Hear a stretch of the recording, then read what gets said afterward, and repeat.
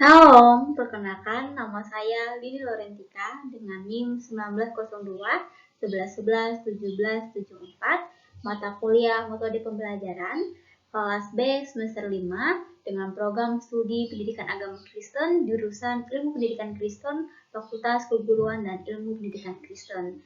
Di sini dengan dosen pengampu Pak Lukas MPDK. Nah, pada hari ini saya akan menjelaskan tentang metode pembelajaran, yaitu salah satunya metode kooperatif. Nah, sekarang kita masuk ke dalam pengertian pembelajaran kooperatif. Menurut Saputra dan Rudyanto, pembelajaran kooperatif merupakan metode atau strategi pembelajaran gotong royong yang konsepnya hampir tidak jauh berbeda dengan metode pembelajaran kelompok. Ada unsur dasar pembelajaran kooperatif yang membedakan dengan pembelajaran kelompok, yaitu pelaksanaan prinsip dasar. Pokok sistem pembelajaran kooperatif itu sendiri dengan benar akan memungkinkan guru mengelola kelas dengan lebih efektif. Sedangkan pengertian pembelajaran kelompok itu merupakan suatu metode pembelajaran yang mentitik beratnya pada kerjasama antara siswa satu sama lainnya untuk dalam mengerjakan suatu pekerjaan, tetapi tanpa sepenuhnya mendapatkan bimbingan dari gurunya. Artinya, siswa diperintahkan untuk bekerja sama satu sama lainnya untuk menyelesaikan suatu masalah dengan petunjuk dan bimbingan yang tidak begitu maksimal dari gurunya sendiri. Itulah pengertian pembelajaran kelompok dan pembelajaran kooperatif.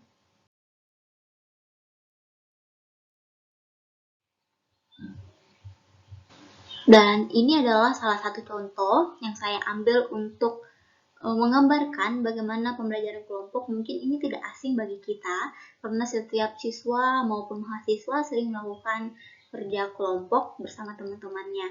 Dan mengapa saya mengambil contoh ini? Karena kita tahu juga bahwa pembelajaran kooperatif menurut Chitshaw tidak hanya menginginkan siswa untuk belajar keterampilan dan isi akademik, tetapi juga melatih siswa dalam mencapai tujuan-tujuan hubungan sosial dan manusia yang pada akhirnya berpengaruh pada prestasi akademik siswa itu sendiri. Nah, jadi melalui kerjasama mungkin memberi pendapat satu sama lain itu membuat pengetahuan kita semakin bertambah dan kita belajar dari satu sama lainnya.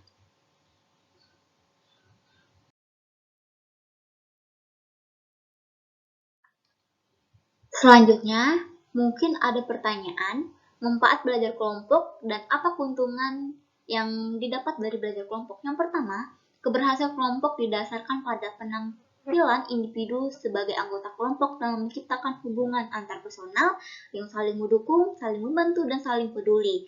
Dan yang kedua itu adalah pertanggungjawaban individu tentang keberhasilan yang mereka lakukan bersama-sama untuk mencapai suatu tujuan. Dan yang ketiga itu adalah kesempatan yang sama untuk mencapai keberhasilan. Jadi, bukan lagi tentang keberhasilan sendiri, tetapi tentang keberhasilan bersama-sama. Sedangkan keunggulan pembelajaran kooperatif sendiri itu merupakan saling ketergantungan yang positif, adanya pengakuan dalam merespon perbedaan individu, siswa dilibatkan dalam perencanaan dan pengelolaan kelas, suasana kelas yang rileks dan menyenangkan, terjalinnya hubungan yang hangat dan bersahabat antar siswa dan guru.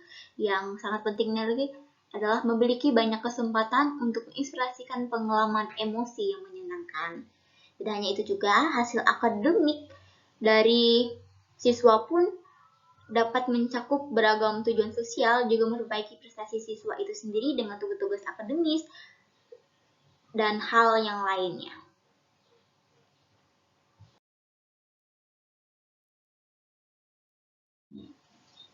Jadi dapat disimpulkan, pembelajaran kooperatif dan pembelajaran kelompok itu sama-sama penting karena pembelajaran ini semua mengajarkan siswa untuk keterampilan dalam bekerja sama dan saling mencari pengalaman, pengetahuan, dan saling berbagi satu sama lainnya. Tidak hanya itu juga keterampilan-keterampilan sosial yang harus dimiliki oleh siswa, di mana kita sebagai makhluk sosial juga kita harus saling menghargai, saling memahami, dan saling mengasihi satu sama lain. Inilah yang dapat saya sampaikan untuk kita semuanya. Semoga yang saya sampaikan dapat memberikan pengalaman dan pengetahuan untuk kita semuanya. Tuhan Yesus memberkati. Amin.